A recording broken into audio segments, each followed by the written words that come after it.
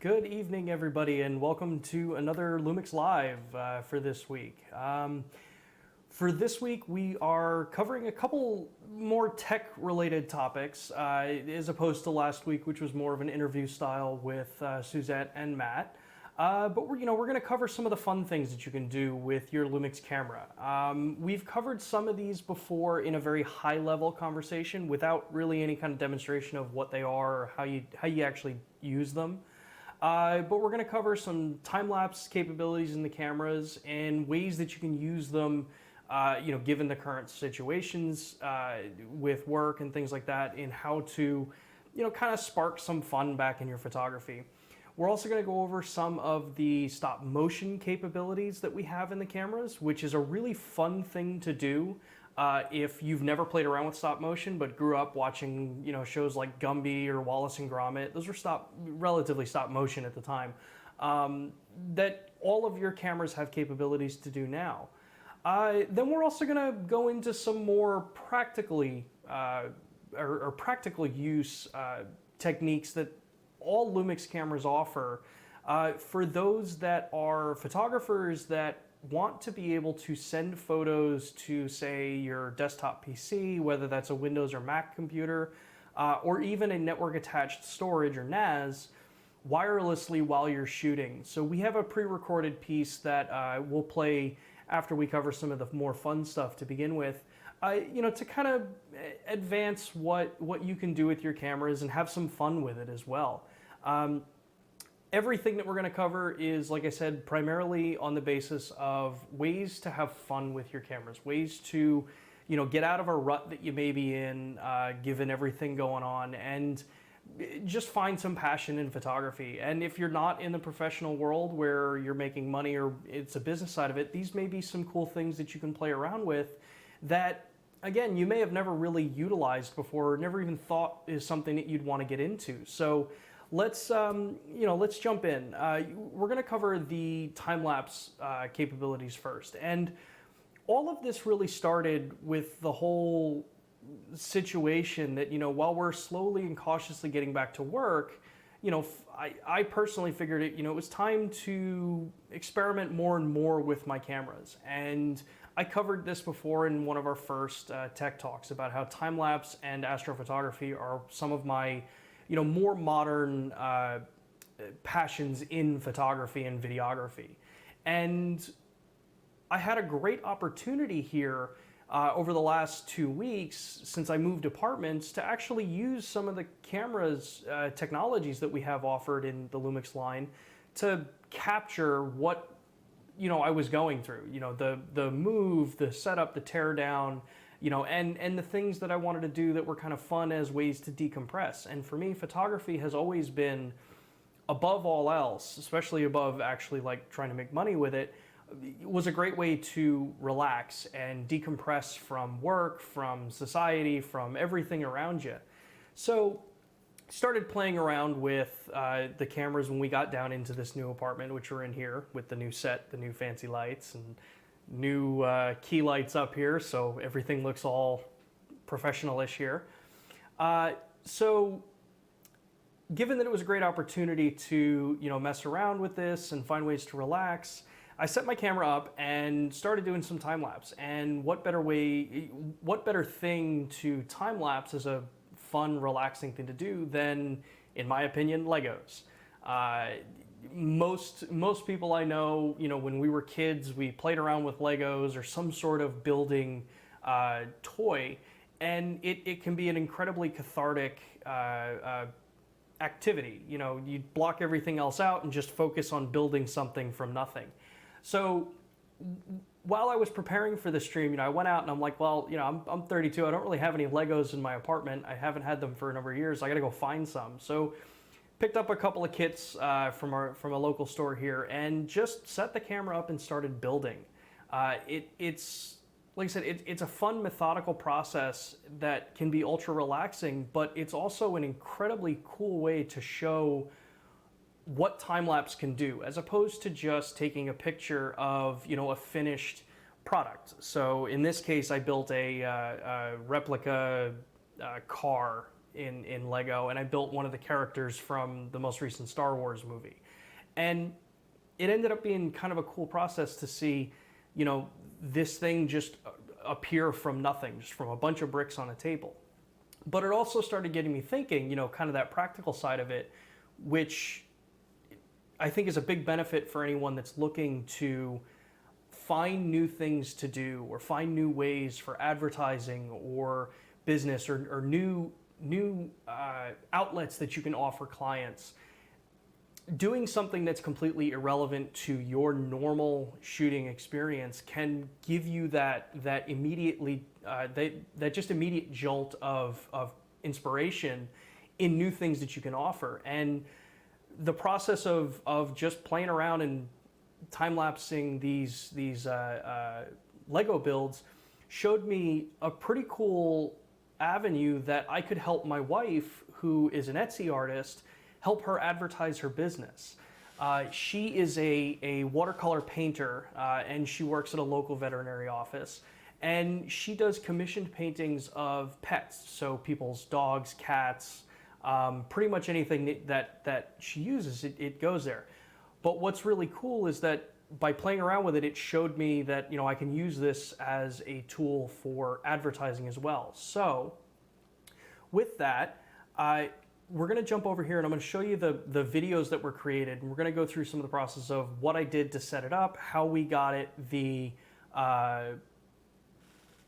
actual process of doing it. So you see here, this is that video that was created. Now, this takes about 3-ish hours for her to paint. And this is from just a photo that we took of our dog when we first got him.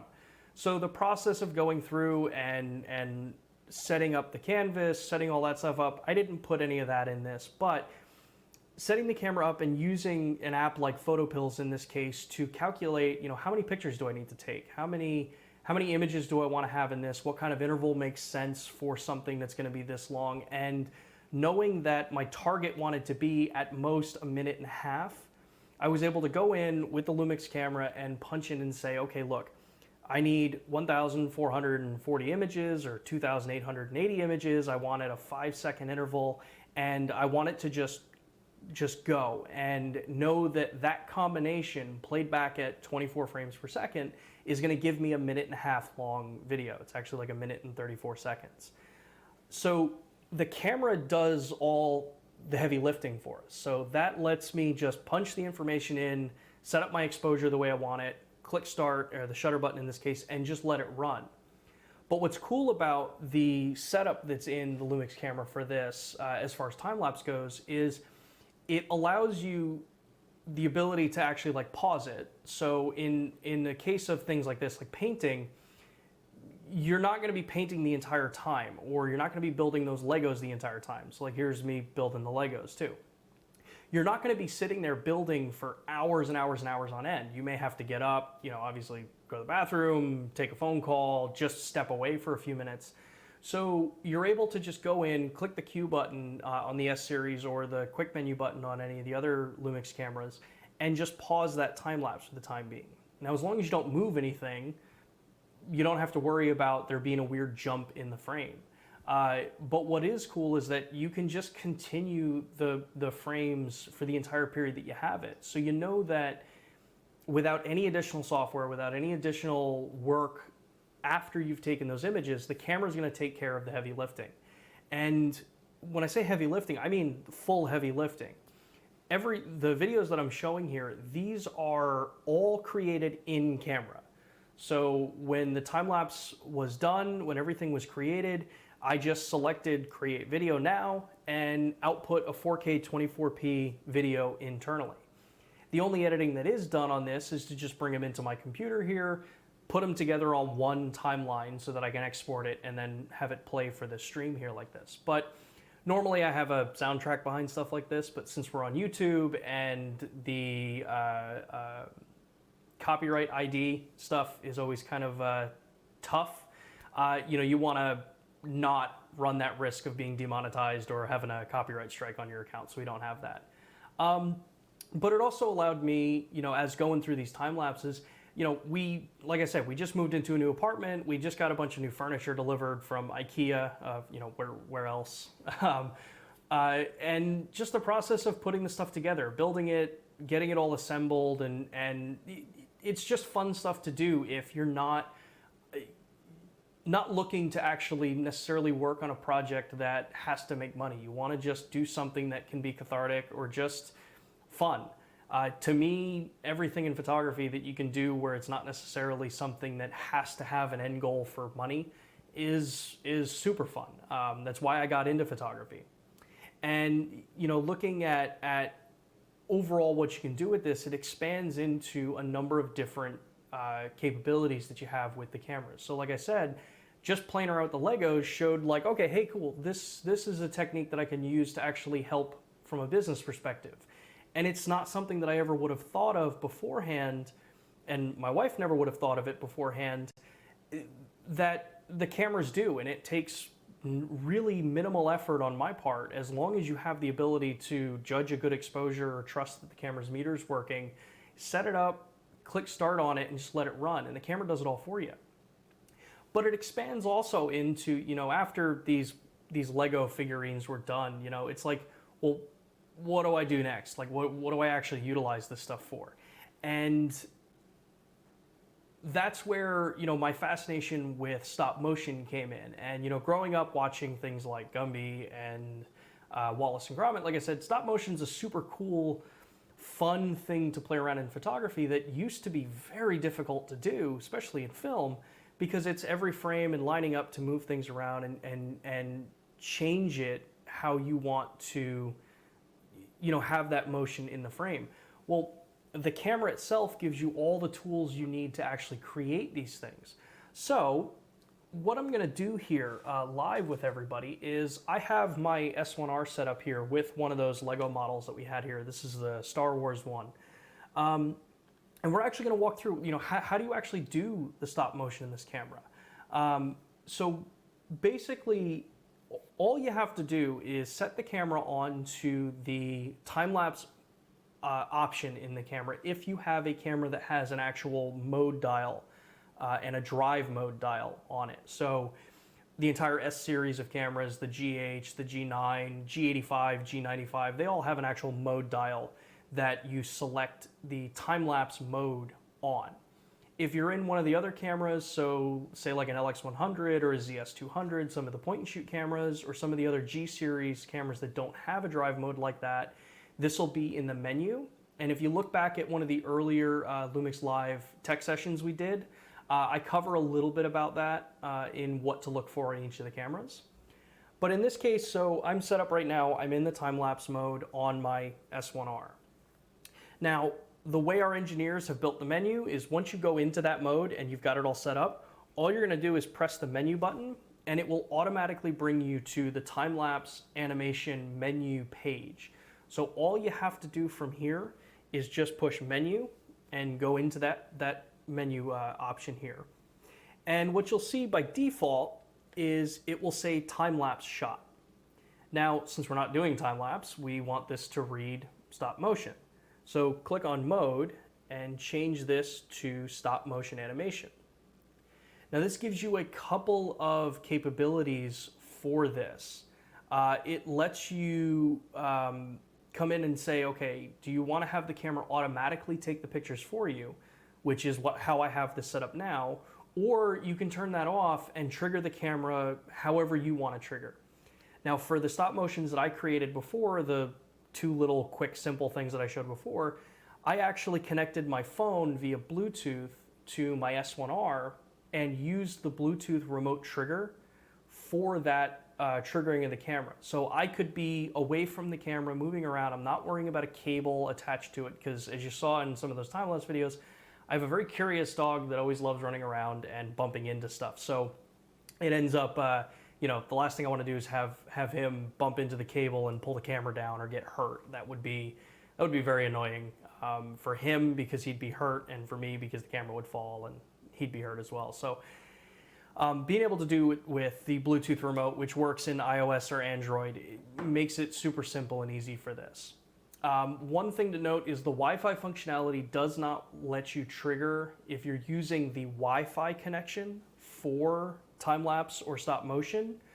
Because of the way the camera operates, the app doesn't let you do it over Wi-Fi. But if you have a Bluetooth-enabled camera, so that's like a GX9, a G95, the S-Series, G9, GH5, GH5S, you can connect over Bluetooth for remote triggering, and it acts just like a regular wireless trigger for the camera.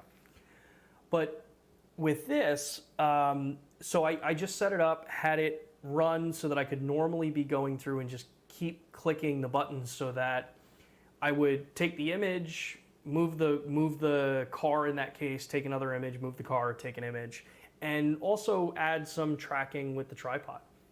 But that sounds all well and good, but when you start going through some of this, you start to realize it's like, okay, how much do I need to move this object? How far do I need to move it? What, you know, did I move it too far? Did I back it up too much? How's this going to look? And one of the things that we've added in with the Lumix cameras that becomes a huge advantage for this is the onion skinning effect for stop motion creation. So what that looks like here is I'm going to go back to the shooting screen here.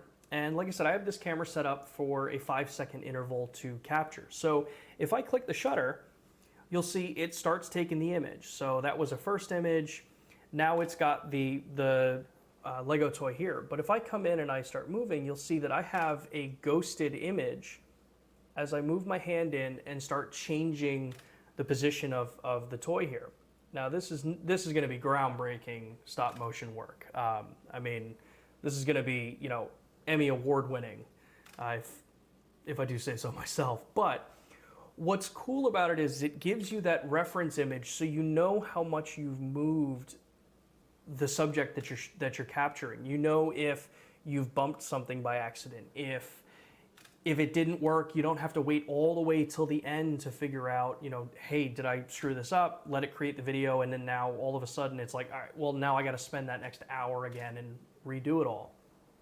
So this lets you go through and just recreate everything. As you can see, I bumped the toy there, and you'll see that you get that effect there. So typically with this, what you'll do is you want to make sure you're looking as to how long of a video you want to create. So in this case, I'm only going to do 24 images so that we have enough images to actually go through, show the video creation of it, and then play back a 1-second clip of it. It's not going to be anything special, but what it shows is that if I know that my output's going to be 24 frames per second, I want at least 24 images. If I want a 2-second, I want 48, and just do the math that way and just constantly keep adding up how many images you want to capture for the output video that you're creating and the frame rate that you want to do. So we're coming up on the end of this, this setting here. One more picture to go, and we'll bring them back a little bit. Cool. So now that that's done, if you want to stop it, push the menu set button. It'll bring back up that time-lapse animation menu, and I'm going to click menu set on that option again. So now what you'll see is that it says end stop motion shooting. This is the same kind of prompt that you're going to get for time-lapse. So now I'm going to click over and say yes. And now do you want to create a video?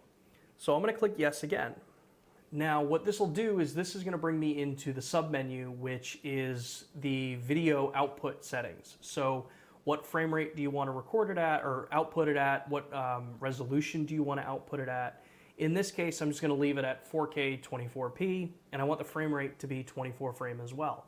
You can change the frame rate as well, which acts like our VFR capabilities for some of the video cameras, where it'll speed up or slow down in this case, it'll slow down the overall playback. But in this case, this demonstration, because I know I'm going to have a 1-second video, 24 frame per second, 4K, output in a 24 frame rate. So when I click OK, it'll give you a rough estimate of how long it's going to take to create. Then I'm going to go in, click yes. So now it's creating the video. And like I said, what's cool is that it does this all in camera for you, and it's included. It's in pretty much every single camera that we offer. So you don't have to have anything done to your camera to do this. You don't need any extra software to do this. It's all included. It's been included from day one, and it's one of the features that we've not that often talked about in the capabilities. But now that we've got a lot of time to relax and kind of learn our cameras, it's a fun thing to play around with. So what I'll do here is I'm going to press up on the directional pad, and you'll see we're playing that quick little video I did there. Now, like I said, nothing special in this, but what it shows is that it was that easy to create a moving stop motion video without actually having to have anything extra with it. And I'm not someone who has ever done stop motion beforehand. I only started playing around with it because it was so simple in the cameras to do. It ends up being such a fun thing to play around with that you start looking for things to do to play around with stop motion. And if you're a working professional and you're someone who has corporate clients where you're doing product photography, or you're doing really any kind of product photography where you can control everything about the scenario, stop motion can be a great thing to add to your repertoire of things to provide a client, to be able to monetize if you're looking for new revenue streams. With the fact that everyone's on social media for advertising, and that's just where most people consume content, that you can go in and say, I need a 60-second video, and this clothing company wants me to photograph, say, this dress or this pair of pants and a shirt. And you can do those kinds of styles of production that you see in larger corporations advertising without much overhead. This is something that anybody can do, whether you're doing it professionally or even just for fun. It's a whole lot of fun. To answer a couple of the questions I see in here from TM, is this available in the G85? Yes, this is available in pretty much all of the Lumix cameras. I will have to double check to just check my logic, but every camera that I work with, which is the S1, S1R, S1H, GH5, GH5S, G9, G85, G95, G7, GX9, GX85. It's always been in those cameras. I know that it's in some of the other point and shoots. I just haven't checked recently, but it is in most cameras that we have, if not all cameras. And again, the cool thing with this is that while you're shooting this, just like time-lapse, you're still capturing the images that the camera has. So just because you're creating the video in camera, you're not losing those individual images that you had. So if you are someone who wants to work in something like After Effects or Final Cut or whatever your editing software is for creating this kind of content, you still have all of the tools that you need to actually create the stuff. And it's super flexible. So if you're someone who just wants to play around with it and get comfortable with the technology, you have that inbuilt intervalometer to actually be able to create those images. If you're someone who's been shooting for a while, or you already do stop motion, the fact that you can do a wired cable remote into the camera or a Bluetooth remote via your phone gives you that full crazy compatibility that you need for your creation. It really does stay out of the way for you. And looking in there, yeah, as Samir is saying, there's things you do want to look out for. You don't want to, you want to minimize as much motion as you can, especially when you're getting into this. It does take a lot of skill and practice to do things like panning the camera with the subject and moving things around. But ideally, yeah, you have the flexibility there to do all of this for you. With the time-lapse, as a refresher for those that have not done time-lapse before, I'll show you real quick here, now that I'm thinking about it. The time-lapse functionality for those other images the videos that I shot before, it's pretty much just as simple as it was doing for stop motion. So for those of you that have seen the stop motion or know how to do it, this is a bit of a refresher, but I know that there's a lot of people here who may have not seen that previous one, so I'm just going to cover it quickly. So with time-lapse, it's the same thing. set the camera to the time-lapse mode, whether that's on a physical dial or it's in the menu system for the camera. Now that will depend on which camera you have. Once you do that, push the menu set button. In this case, it brings you to that time-lapse animation. Click menu set. Change this option to time-lapse shot. And here is where you can come in and put in how many pictures you want to take and at what interval you want to have them taken at. Now there's plenty of tools out there like PhotoPills, which is my current go-to for time-lapse and stuff, like calculations. But there's a ton of content out there that allows you to be able to calculate how long and how many images you want to have for a specific output time. This way you're not just shooting in the dark to kind of figure out, well, maybe I have enough images. And a lot of things that I found out is a lot of times you overestimate how many pictures you need for a time lapse based on the intervals that you're shooting and the output time. So I highly recommend picking up one of those apps. There are free ones out there. There's paid ones like PhotoPills that will just give you that kind of information.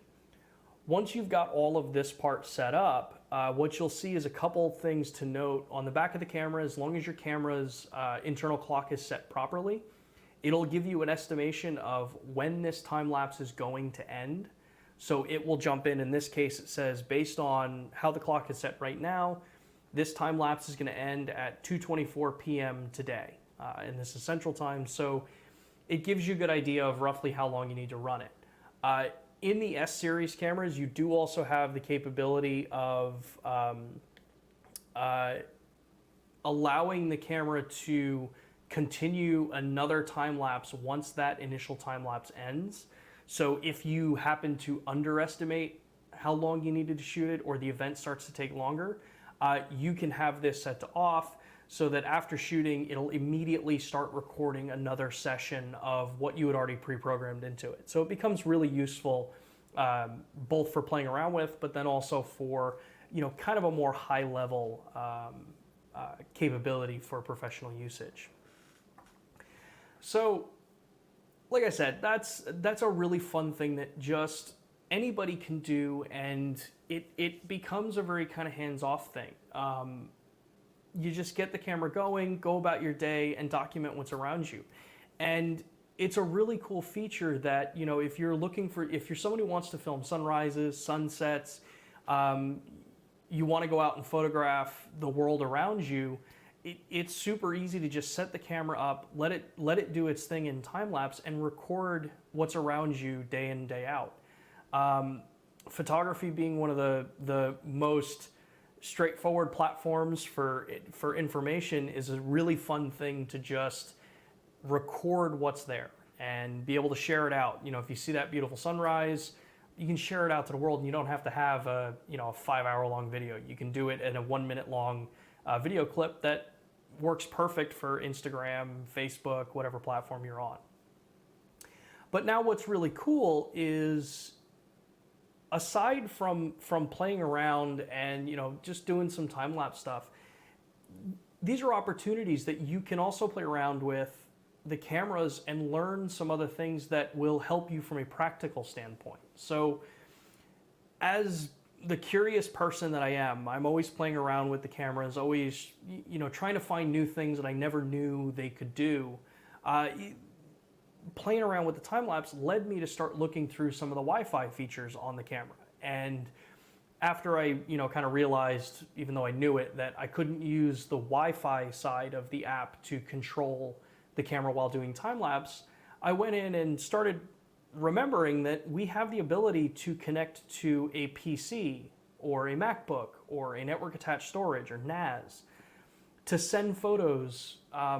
This way, you know, if I don't have a cable, I can still be able to send images to my computer without necessarily having to have that hardware to hard link to the desktop or laptop.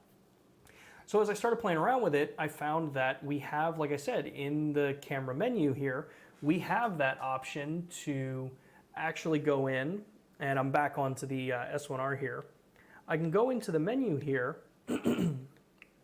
go into the Wi-Fi settings, and what you'll see here is under Wi-Fi function, It's going to take a second since I'm connected to Wi-Fi for this to, or connected over HDMI to actually populate up. On this screen here, I can click New Connection, Send While Recording, and you'll see that PC is an option there. Now, PC just means personal computer. It doesn't necessarily mean Windows, Mac, or anything like that. But that got me thinking, you know, what can I do with this? How can I get this to work? Because it's something that even working for the company, we haven't really talked much about this. I know it was something that we, you know, back when I was, before working for Panasonic, it was something that I always wanted to play around with. So I started digging into it, and I created a video primarily for training purposes originally on how to actually set your camera up so that if you are, say, a professional working in a studio and you don't have the ability to cable run or cable link into your camera to tether and send files to your computer, or say you want to send those pictures to a network storage device that you have, like I have in my apartment. A lot of my photos are stored on a network attached storage, so I can access them anywhere. The camera lets you actually find a shared folder on a shared wireless network and send pictures to them wirelessly, so you don't have to do anything at all, but just set it up the first time and then populate those images over, and it will automatically send them. So like I said, I created a video here, so we're going to play the pre-rolled video, or pre-recorded video, if I can speak correctly, on how to do this, because I think it's something that a lot of people ask, is this a capability that the cameras have? I'd love to be able to do this. And the process here, like I do mention in this clip, is primarily focused around a PC usage, but the steps and process are almost identical for Mac users. Just some of the terminology is a little different. You need to know what your net BIOS name is for that. But if you look at the manual that came with the camera, ideally just go online.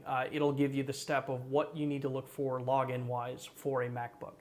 And the same will be true for a network attached storage. So with that, let's jump to that pre-recorded roll here, and we'll come back when that's over. So now we're here in the back of my Lumix S1R that I'm using for this demonstration. And the first thing that you're going to do, and this will be the same for any Lumix camera that has Wi-Fi functionality built in, is you're going to click on the menu button, which will bring up the main menu. You're going to scroll to the settings icon, which will be the wrench icon no matter which system you're on. And you're going to scroll down and you're going to look for the Wi-Fi setting. So that'll just be simply called Wi-Fi on the camera. And what we're going to do is click right into this menu. We're going to click Wi-Fi function.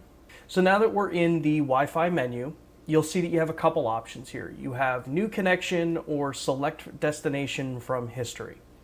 For this case, because this will be the first setup, you're going to click on new connection.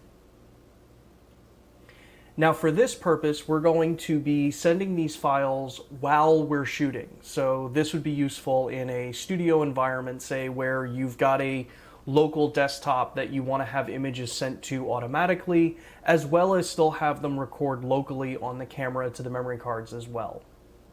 So we're going to come down and select Send Images While Recording. Now here, traditionally, you would select smartphone if you want to connect to your mobile device. But in this case, we're going to select PC. Now you have a couple of options. You can either try to connect direct to network or via a network. For this purpose, we're going to connect via network. So we're going to press menu set. And right now what the camera's going to do is search for a wireless network. Now you'll see that I already have this network saved on my camera. So it's already connecting to my home wireless network, which would be the same if you've got the camera connected to, say, a business network in your home studio. Just look for that device, connect in there. You're going to have to enter your password for the wireless network, and it'll be straightforward from there. The next screen that you're going to get presented with is this select a device to connect to. Now, depending on how your wireless network is set up, you may see this become auto-populated with different devices. In this case, because this is a home network, it does not show me the different connectable devices on my network. So what I have to do is manually enter this in. And I'll cover how to find what the name of the device is a little bit later. But for this purpose, I'm going to click Manual Input, and here I'm going to come in and enter the name of my desktop PC. Okay, so now the name of the device that I want to connect to is entered. Now what I'll do is press Set. Now it's going to ask you for login information. So this is going to be the main login information that you have to use on, in this case, my Windows desktop PC. Now there is a catch to this. Modern Windows 10 users are typically signed in with a network account because it is tied in with Microsoft's website. In order for this to work, you have to create a local user on your desktop. That means that it's not connected to a Google network, a Microsoft network, or any other account that would be an email address for logging in. If you follow along on Microsoft's website, they do have a walkthrough on how to do this as well. Okay, now that the username and password are entered, you're going to click Next. Now what you'll see here is the folders that are found on that network with that login that are tagged as shareable folders. And again, we'll cover how to set that up on the computer in the next part. So for this case, I'm going to come down and select Lumix Network Storage, which is a folder I have set up on an internal extra photo drive that I use specifically for the purpose of storing all of my images away from my editing software, from my video games, whatever it is that you have on your current device. So once you press menu set, you're going to be presented with this new menu screen here. This is where you can tell the camera what files do you want to actually send while you're recording.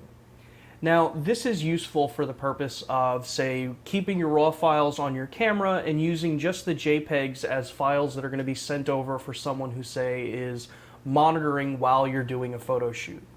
This will also have the added benefit of speeding up the transfer process, since JPEGs are typically smaller than your average RAW file across the board. So you change these settings by pressing Display on the camera, and here, when it comes to size, you have the option to send the original size, which is the full resolution that you want to send over, or you can come in and select Change, which allows you to send over medium, small, or VGA. Now these are useful if you want to send over just thumbnails. You can select VGA or small. Medium if you just want to be able to cut some of that resolution down if you don't need full resolution over on the computer. But in this case, I'm going to send over originals. The next setting here you have is file format. So when you click on file format, this is where you get the option to select either JPEGs, RAW plus JPEGs, or just your RAW files. For this demonstration, I'm just going to send over. So now we're here in the back of my Lumix S1R that I'm using for this demonstration. And the first thing that you're going to do,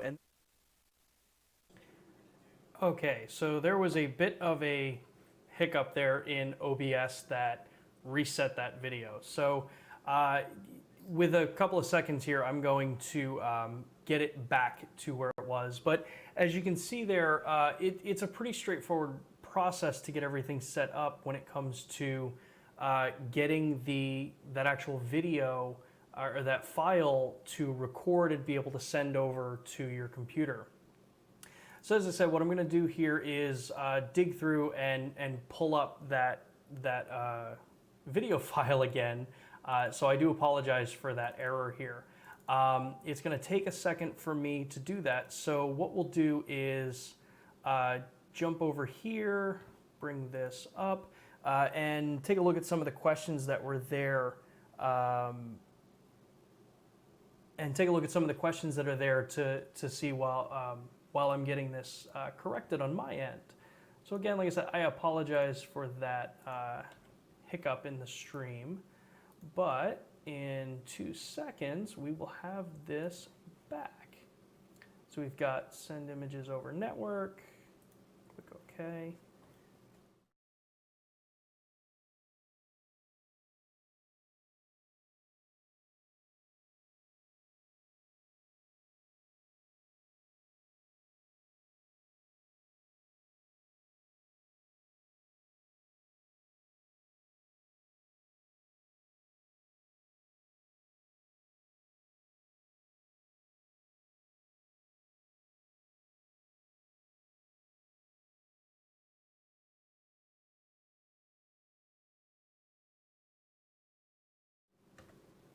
and this just does not seem to want to cooperate. So as far as the rest of that video goes, again, I do apologize for that kind of hiccup in OBS in auto switching back to the main cam. I will work on getting that adjusted, and what we'll do is I'll upload that video, and maybe not to the Lumix account, but this way you guys have access to it. But what it allows you to do is have the camera send those images over. So what I can do here is, I think I can jump over to this camera and show you here instead. So what we were doing was, obviously, like we said, we're connecting in with Wi-Fi, getting it all set up here so that we've got this connection. So I'm going to do connect from destination history. I already have my computer set up on this particular camera. So what we're going to do is, as long as my wireless was set up still properly when I made this move and changed all of my equipment over, it should just connect right in, and I should be able to connect right to my desktop to see this, which then I can share a desktop screen and show you how this actually works. But this whole process of getting the camera set up to tether images over becomes a really useful tool for those that are, like we said, working in a more professional field where you want to be able to send images over, get things ready to go, and not miss issues where you're not able to get images quick enough. So if I'm, say, sitting on a set and I'm photographing and I have someone sitting off to the side with, say, a director's monitor or an assistant who's looking through the images to show the client, I can have this camera set up sending still images over to my desktop in JPEG form, so that as I'm shooting, they're able to see the images within a second or two of that image being created, and just be able to address and send and alter the image while I'm shooting. This works great in situations where you may not have necessarily, say, a computer that you've got Lumix tether on, or you don't have a long enough USB cable to connect to. So in my case, if I was shooting out in my living room doing a portrait, I wouldn't really be able to run a cable long enough in USB-C to my desktop, which is here in my studio, like for streaming, which is really just a bedroom backdrop. It means that I can still be able to function and get those images across to everybody and not have to worry too much about what equipment I need. And for those that like to keep a very clean studio, you don't like a lot of wires running around, since wireless flash triggers are available, wireless file transferring should be available too. Now, the things that we didn't, that were lightly covered in that beginning setup is whatever network you're attached to, you do want to make sure that that wireless network you're working on does enable you to be able to connect and disconnect devices automatically. You have to check with your service provider, your router provider, to make sure that that stuff's enabled. But once you have that, pretty much any device can be created. The next thing you need to do is on the actual desktop, so on the computer that you have to make sure that that folder that you want to send those images to is enabled for wireless sharing, so that it can be shared on a network. Once you have it set up so that it can be shared on a network, it lets you find it in the on the camera. So what we were doing before, finding that connection, picking the folder that we wanted to put it into after we logged in, that folder will show up if you've gone onto the computer and it gets set up so that it can actually be seeable by the camera. What I'll do as a way to make sure that, because I know there's a lot of people that are on here because of that little screw up with OBS dropping off of that playback, what I'll do is, because that video is only about, I think, 9 minutes long, the last 9 minutes, I'll click that, it'll start back over. This way everyone can actually watch it, and we'll jump in and we'll be answering questions in the comments there. But The second half of that goes over how to actually set up a folder on the desktop. Now, for those that want to say connect to a network attached storage, when you're working with that device will have an ID, so it'll have some sort of name to it. I use a Buffalo Digital or something is one of the NAS devices I have. It basically lets you find that on the computer, find what the ID name is for it, load that in instead of the computer name that I showed, and it'll prompt you again for a username and password. You put in your admin username and password or the accessible user that you have for it, and it'll function the exact same way. In a lot of cases, shooting directly to a NAS is actually a lot faster than shooting to a working desktop PC, laptop, or MacBook because there's no overhead for file management. It literally is just a repository of imagery. So you're sending it to it and it just writes it to the hard drive. Some network storage devices you'll notice are slower hard drives, so maybe a little challenge with how long it takes to access some of this stuff, but it works identical to, like I said, the PC setup with it. So fairly straightforward. Let's look and see if there are any other questions here real quick before I jump and we restart that video now that everything seems to have calmed down and it works on my side here in playback. Yeah, looks good. So what I'm gonna do again, like I said, is I'm gonna restart that video. Yes, it's a little bit of a playback for some that have already watched the first half, but we will be, I will be in the chat answering questions. So if you have questions, drop them in the chat. Make sure to tag @Lumix cameras so that Jack and I can see them in the chat. And we will be back in a moment. Just kidding. This stream has been great for the most part, just up until the actual jump of trying to get this part of the stream to actually work. This was tested so many times beforehand, but it always seems like that 1 second you go to actually do it live, you can click one button and just everything falls apart. So let's try that one more time. How's it going? I'm Sean with Panasonic Lumix, and today I'm going to give you a quick little video on how to connect your Lumix camera to a home network for the purpose of sending photos while you're shooting to either a desktop computer or a network attached storage. Now this is a fairly complicated process to go through, so I'm going to actually link into the back of my camera and walk you through the settings that you need to look for on your camera, as well as cover some of the basics of what you need to do to prepare your desktop for receiving those files as you send them.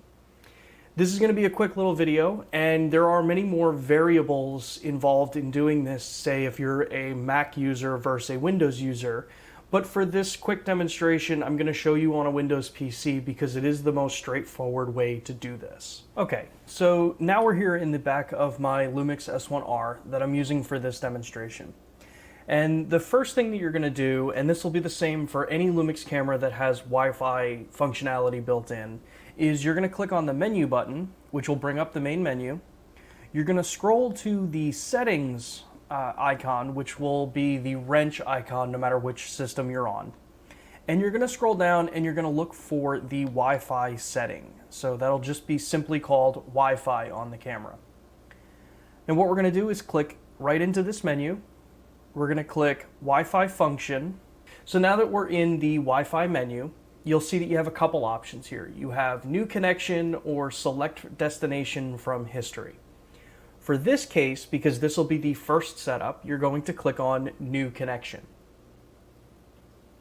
Now for this purpose, we're going to be sending these files while we're shooting. So this would be useful in a studio environment, say, where you've got a local desktop that you want to have images sent to automatically, as well as still have them record locally on the camera to the memory cards as well.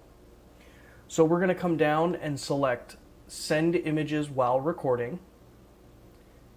Now here, Traditionally, you would select smartphone if you want to connect to your mobile device, but in this case, we're going to select PC. Now you have a couple of options. You can either try to connect direct to network or via a network. For this purpose, we're going to connect via network. So we're going to press menu set. And right now what the camera's going to do is search for a wireless network. Now you'll see that I already have this network saved on my camera. So it's already connecting to my home wireless network, which would be the same if you've got the camera connected to, say, a business network in your home studio. Just look for that device, connect in there. You're going to have to enter your password for the wireless network, and it'll be straightforward from there. The next screen that you're going to get presented with is this select a device to connect to. Now, depending on how your wireless network is set up, you may see this become auto-populated with different devices. In this case, because this is a home network, it does not show me the different connectable devices on my network. So what I have to do is manually enter this in. And I'll cover how to find what the name of the device is a little bit later. But for this purpose, I'm going to click Manual Input. And here I'm going to come in and enter the name of my desktop PC. Okay, so now the name of the device that I want to connect to is entered. Now what I'll do is press Set. Now it's going to ask you for login information. So this is going to be the main login information that you have to use on, in this case, my Windows desktop PC. Now there is a catch to this. Modern Windows 10 users are typically signed in with a network account because it is tied in with Microsoft's website. In order for this to work, you have to create a local user on your desktop. That means that it's not connected to a Google network, a Microsoft network, or any other account that would be an email address for logging in. If you follow along on Microsoft's website, they do have a walkthrough on how to do this as well. Okay, now that the username and password are entered, you're going to click Next. Now what you'll see here is the folders that are found on that network with that login that are tagged as shareable folders. And again, we'll cover how to set that up on the computer in the next part. So for this case, I'm going to come down and select Lumix Network Storage, which is a folder I have set up on an internal extra photo drive that I use specifically for the purpose of storing all of my images away from my editing software, from my video games, whatever it is that you have on your current device. So once you press menu set, you're going to be presented with this new menu screen here. This is where you can tell the camera what files do you want to actually send while you're recording. Now, this is useful for the purpose of, say, keeping your RAW files on your camera and using just the JPEGs as files that are going to be sent over for someone who, say, is monitoring while you're doing a photo shoot. This will also have the added benefit of speeding up the transfer process, since JPEGs are typically smaller than your average RAW file across the board. So you change these settings by pressing Display on the camera. And here, when it comes to size, you have the option to send the original size, which is the full resolution that you want to send over. Or you can come in and select Change, which allows you to send over medium, small, or VGA. Now these are useful if you want to send over just thumbnails. You can select VGA or small. Medium if you just want to be able to cut some of that resolution down if you don't need full resolution over on the computer. But in this case, I'm going to send over originals. The next setting here you have is file format. So when you click on file format, this is where you get the option to select either JPEGs, RAW plus JPEGs, or just your RAW files. For this demonstration, I'm just going to send over JPEGs. So we'll select JPEG. Now, since both of those options are now set, you're going to press the back arrow, bring you back into this menu where you're going to reconfirm the information that you've added in, and just press menu set. From there, the camera will go back to the shooting menu, being ready to go, and you're all set to send files over to your computer. Okay, so now we're going to create a folder that can be found on a wireless network that your camera will be able to see so that you can send those photos to it.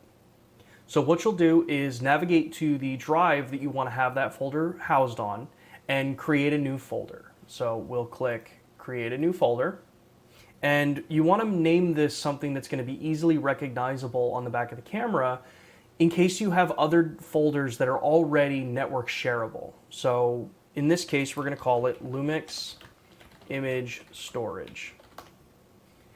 Now, once you have that, you need to right click on that file, go to properties, click on sharing. Now you want to click on advanced sharing. You're going to click on share this folder and then click apply. Click OK to go back to the previous settings menu. Now the last thing you're going to do in here before you leave is click on the share icon here in the network file and folder sharing portion of this menu. So click share, and you'll see that you have already by default, the owner is the initial account that you create this on. But we want to add that local network to this so that you will still always have access into it, since this user isn't available to be used for network connecting. So here we're going to click on photo storage, and then you're going to click add. Now, what you'll know, leave. So click on the arrow and change this to read write. Once you've got that set, click share, and then click done.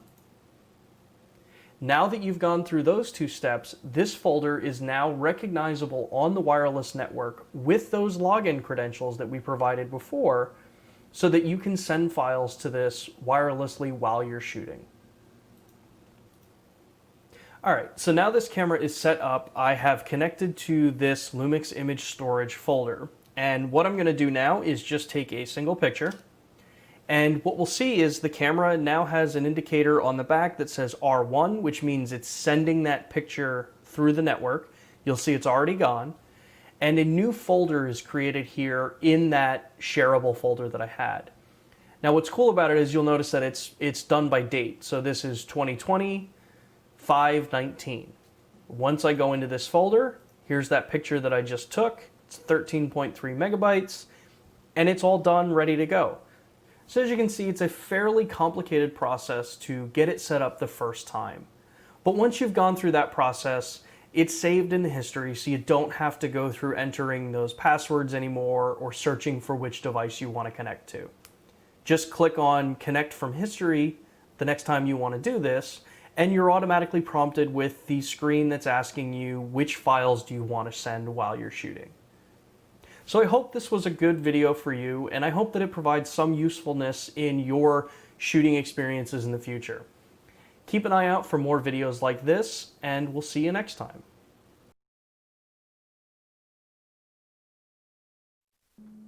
Okay, so made it through, basically, with the couple hiccups that we had there in OBS. So, like we said, that's the overall process on how to get it set up. Now, if you're someone who's using, like we had covered a little bit before, a network attached storage, or if you're on a MacBook using Mac OS, the process is going to be very similar to connect for those two devices. Just where it diverts is, instead of putting in the PC's name, that's where you put in either with the MacBook, that's where you put in your NetBIOS ID, which you'll find in the Wi-Fi settings. Or for the network attached storage, that's where you put in the ID for the network device that you're using. From that, it ends up just being a pretty super straightforward way to do it. And what's cool is, while you have this set up in this demonstration, like I showed for shooting or sending while you shoot, you can also do this to send files that you have already shot. So in the menu, instead of selecting send while shooting, you want to do send files from camera. And with that, you can send RAW, JPEG, video files, pretty much any file that's on the card, you can send it there. But what you will notice is that it will take a lot longer to send things like raw files and video files because you're only connecting over Wi-Fi. So it depends on how strong the Wi-Fi connection is on your computer, what the throughput's going to be between the camera and the computer. So there are some bottlenecks there that just either pulling the card and putting it into a card reader or plugging the camera directly into the computer will be much, much faster. Especially if you're using, say, like an S1R, those 47 megapixel files, if I'm sending those over Wi-Fi, can take a bit of time. Where if I take the CF Express card out and plug that into the reader, that's taking full advantage of the speed that USB 3 can use for delivering those files onto my desktop. Now, I see a couple of the questions that had prompted while we were watching that video. I'll address a couple of those, and then we're going to wrap it up for today. One of the viewers was asking, you know, which lens am I using for this stream? So the Lumix Live streams are all being broadcast off a Lumix S1H, which is mounted behind my monitors here in front of me, and I have the 50mm 1.4 S Pro attached to it, set at f2. Using face detection autofocus and continuous autofocus for these. So we're using a full Lumix kit here for our live streaming. I am piping that into an A10 Mini, which is then ported into my computer for webcam. So that's how I get my dual camera setups here and picture-in-picture and all that fun stuff.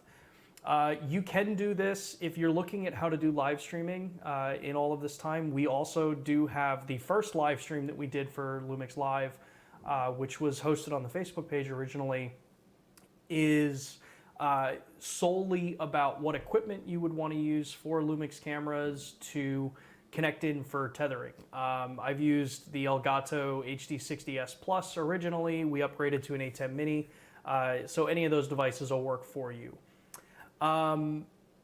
The other question I saw in there, let's see here. I think I saw it before, but I think Jack may have answered it already.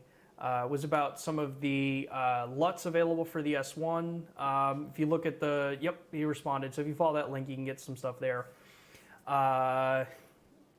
FC252, yeah, the 50mm at f2 has some pretty nice looking bokeh back there, and the focus nails on with this style of shooting. So with that, I want to thank everyone for joining us again this week. I know this was a little bit of a tough stream because of some of the challenges with OBS and auto switching, so I do apologize for those. We are constantly updating and tweaking the system, and I guess after moving my entire setup in different apartments, I gotta check through some of the other little settings here to make sure that everything is set up. But we will be back next week for another Lumix Tech Talk.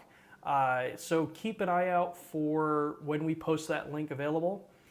If you're not subscribed, subscribe to the Lumix Cameras channel. We go live every Thursday at 2 p.m. Eastern Time. All right, no, 1 p.m. Eastern Time or 2 p.m. Eastern Time. Just subscribe down below, and you're going to get the notifications when we go live. If you like this video, throw a like on it. Hit the bell icon for notifications. That helps us grow this channel, and it helps us get this content out to everybody. So again, thank you for joining. If you guys have comments and suggestions for future stream topics, drop them in the comments below. Send us messages on our social media platforms, Facebook, Instagram, YouTube, any of those platforms, and we'll take them into consideration. With that, I will see everybody next week, and I hope you all have a great week before we see each other again. Take care.